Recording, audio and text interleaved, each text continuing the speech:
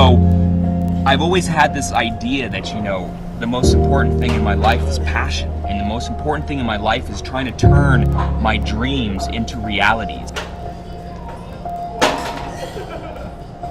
People say you have to have a lot of passion for what you're doing. And the reason is because it's so hard that if you don't, any rational person would give up. Sometimes you can try so hard at something. Sometimes you can be so prepared and still fail.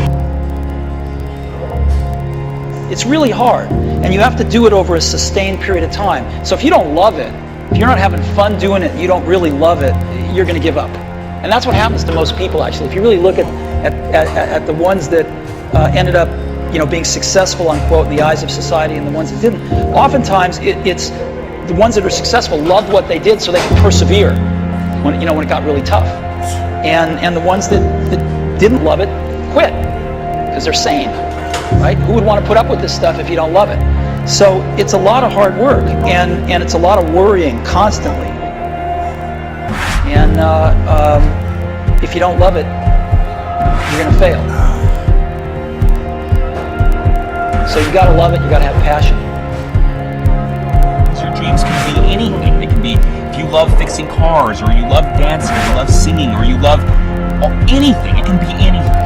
But if you love something and you have a dream to do something, what's important is that you don't allow fear to stand between you and whatever that something is.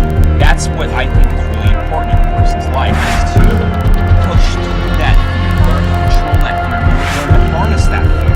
But don't ever allow that fear to hinder you or stop you from living your dreams, because that's really what life is all about anyways. You know, it's about trying to turn your dreams into realities and to live your passions. Don't cry to give up, cry to keep going. Don't cry to quit. You already in pain, you already hurt. Get a reward from it.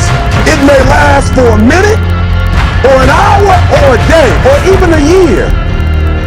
But eventually, it will subside, and something else will take its place. If I quit, however, it will last forever. Always want to give up. I'm dropping. Why are you dropping?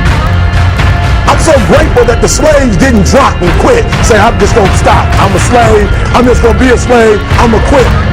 So today, although we're slaves, we're going to act like we're free, and one day our children will be free. If the slaves would have just said, we quit, we give up, we would have died in the middle passage. But some slaves said, I don't care what we go through, we're going to survive this. We will live because one day we will become. Please stand up.